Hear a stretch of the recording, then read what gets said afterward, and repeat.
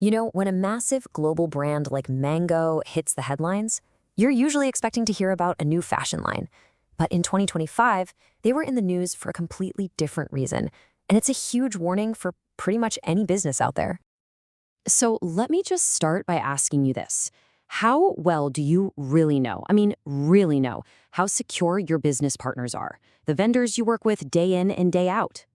Because what Mongo found out the hard way is that sometimes the biggest threat to your customers isn't inside your own company at all. It was a really public and, frankly, a really damaging lesson for them. Okay, so what actually went down? Well, the whole thing kicked off when customers started getting those dreaded data breach notifications from Mango, telling them that some of their personal info might have been exposed. Now, this is where it gets really interesting. The attackers got things like first names, email addresses, phone numbers, and some location data. But, and this is super important, they did not get surnames, passwords, or any financial info like credit cards. That difference is actually the key to understanding the real danger here. So while Mango never released the exact number of people affected, this number kind of gives you a sense of the potential scale. We're talking about a company with over 2,500 stores in 120 markets. The ripple effect from a breach like this could be absolutely massive. And here's the big twist in the story. This wasn't some hacker brute forcing their way into Mango's own servers. No, their internal defenses actually held up. The attack came from a totally different and, honestly, a very often overlooked direction. It was what we call a third-party breach.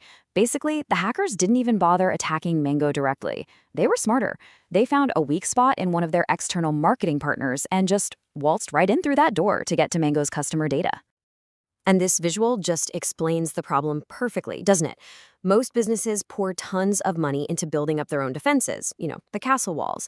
But in this case, the attackers just strolled in through a side gate that a trusted partner had accidentally left wide open. So I know what you might be thinking. Well, they didn't get any passwords or credit card numbers, so how bad could it really be?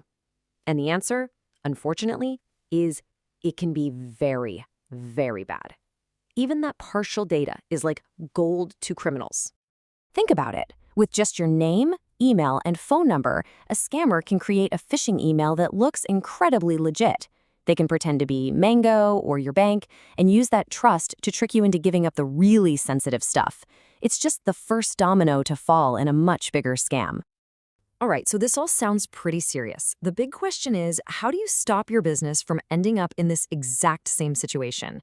Let's run through a quick, practical checklist you can use to avoid becoming the next cautionary tale. First up, audit your vendors. Don't just trust them. Actually check out their security practices. Second, you've got to have strong contracts that spell out exactly who's responsible if something goes wrong. Third, lock down access. Your partners should only be able to see the absolute minimum they need to do their job, and you should always, always use multi-factor authentication. Fourth, train your own people. They're your human firewall. And last but not least, number 5, have a plan. Know exactly what you're going to do the second you find out about a breach. Speed is everything.